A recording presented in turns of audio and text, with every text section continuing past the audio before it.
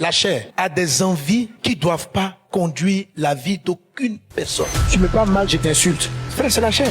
On n'insulte pas parce qu'on a envie. Quand vous marchez selon la chair, vous n'allez pas avoir la bonne provision, le vrai pain du mariage. La chair doit être contrôlée. Les impudiques ne vont pas au ciel. Il faut laisser Dieu va brûler ce mal. Il faut le reconnaître. Tous ceux qui connaissent avec Dieu, à un moment donné, tu traites avec la chair. Jésus a dit en Matthieu chapitre 7, verset 21, il dit ceux qui font des miracles ne vont pas tous aller au ciel. Verset 23, il dit, je vous dirai, je ne vous ai jamais connu. C'est-à-dire le gars est pris au nom de Jésus, on ne le connaît pas, on lui remet aucune clé. Alors pour que Dieu vous connaisse et vous remette la clé du ciel, il faut inviter Jésus comme Seigneur et Sauveur. Il faut le recevoir dans votre vie. Ça vous donne la première clé qui vous ouvre le portail. C'est ça qu'on appelle le salut. La clé elle est gratuite. Tous ceux qui croient dans le Seigneur Jésus. Mais il dit, je te remettrai les clés. Il y en a plusieurs, pas là, pas une clé. Quand vous passez le rideau, vous arrivez au premier lieu qui est en marron. Ici, on a deux groupes de chrétiens. Les nouveaux chrétiens et les chrétiens charnels qui ne veulent pas se laisser brûler à l'autel des holocaustes. Ceux-là, ils sont dirigés par la chair. Que Dieu fasse de toi quelqu'un qui n'est pas conduit par la chair. Un chrétien charnel peut de temps en temps avoir des révélations. Mais ce n'est pas permanent. Parce que sa chair l'oriente. Tu viens au culte quand tu as envie. Tu ne viens pas quand tu n'as pas envie. Tu chantes quand tu as envie. Tu ne chantes plus quand tu n'as plus envie. Tu fais une offrande selon tes envies. Les envies de la chair ne doivent pas vous conduire. Prenons les envies basiques. La chair a envie de faire pipi. Est-ce que dès que la chair a envie de faire pipi, tu pisses? Tu contrôles et tu vas dans les toilettes et tu libères. La chair a des envies qui ne doivent pas conduire la vie d'aucune personne. Et il y en a comme ça, il dit, tu sais, moi, je suis un gars vrai. Tu me parles mal, je t'insulte. Frère, c'est la chair.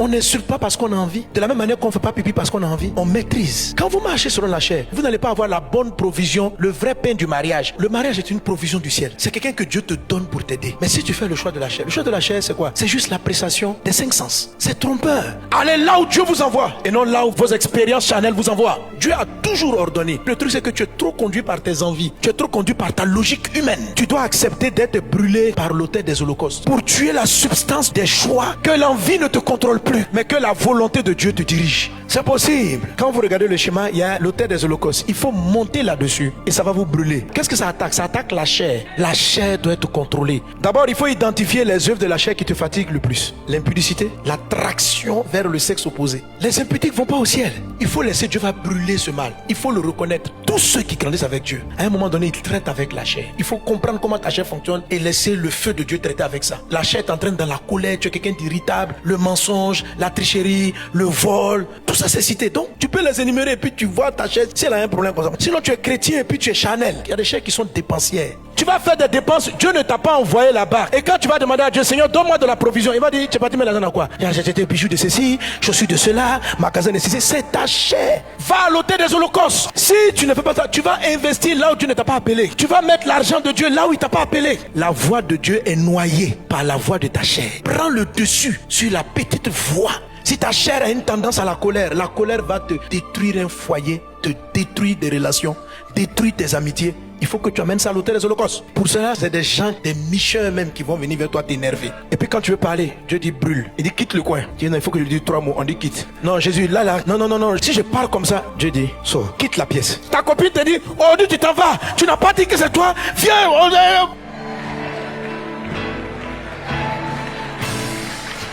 Quand tu vas arriver dans ta chambre, ça va te faire mal. Tu dis la fille là. Hey!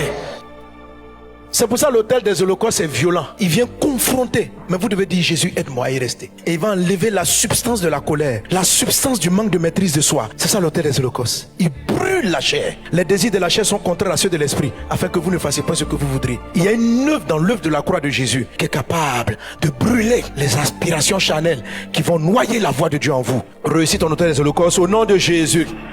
Mais la cuve des reins, c'est là vous traitez avec les vraies oppositions à la voix de Dieu. Vos habitudes, votre coutume, votre manière de faire, qui sont des zones de confort intérieur. À la cuve des reins, vous ne luttez pas contre le péché, vous luttez contre vous-même. Vous luttez contre votre moi. Exode 38, verset 8. La cuve des reins, c'était un miroir. Quand vous arrivez à la cuve des reins, Dieu vous fait rencontrer des personnes qui réagissent comme vous. Si vous vous mariez à la cuve des reins, votre mari ressemble à vos défauts. votre femme ressemble à vos défauts. Si vous allez un peu plus loin, quand Dieu va traiter avec ces défauts, que vous entrez dans le lieu saint, même si votre conjoint est derrière, vous saurez comment le faire entrer. Parce que vous allez avoir la parole pour sauver un type de personne. Alors quand Dieu dit ce n'est ni la chair, ce n'est ni le sang, c'est ce qu'il est en train de dire. C'est pas ta chair ni ton âme qui te contrôle. Alors je peux te donner les clés. À chacune des étapes, l'Esprit vous aide. Dieu va travailler pour que vous soyez fiable, pour vous donner plus de clés. Quelqu'un est fiable lorsqu'il a dominé son âme. Pour avoir les clés du royaume, il faut que Dieu vous connaisse net de nouveau. Il faut que Dieu ait confiance. Il faut que vous soyez proche, intime pour entrer dans la chambre. Maintenant, même si la personne est intime, il faut une quatrième chose. Il faut qu'elle soit mature. La cinquième chose, c'est la sagesse de gestion qui veut qu'on donne les clés. C'est-à-dire, Dieu estime que tu vas bien gérer le secret comme lui, il l'aurait géré. Donc, vous retenez les 5. Être connu par Dieu, confiance, maturité, intimité, gérant comme Dieu l'aurait fait. Que le Seigneur te bénisse. Alors, on va se lever, on va prier pour tous ces sujets. La grâce de Dieu avec toi, la faveur divine avec toi. Prie par rapport à... Demande à Dieu, Seigneur, je veux être une personne spirituelle. Je veux arrêter d'être charnel. Je veux ne pas marcher selon les désirs de la chair. Je veux crucifier les désirs de la chair qui m'entraînent dans l'adultère, dans l'impudicité, dans le mensonge, dans la tricherie, dans l'escroquerie, dans l'arnaque, dans toutes les œuvres de la chair. Je les amène à l'autel des holocaustes. Jésus, je viens à la cuve des reins pour travailler mon moi, ma personne. Père, je prie afin que tu nous aides à avancer dans le tabernacle pour entrer dans le lieu saint. À toi l'honneur, la gloire, la louange.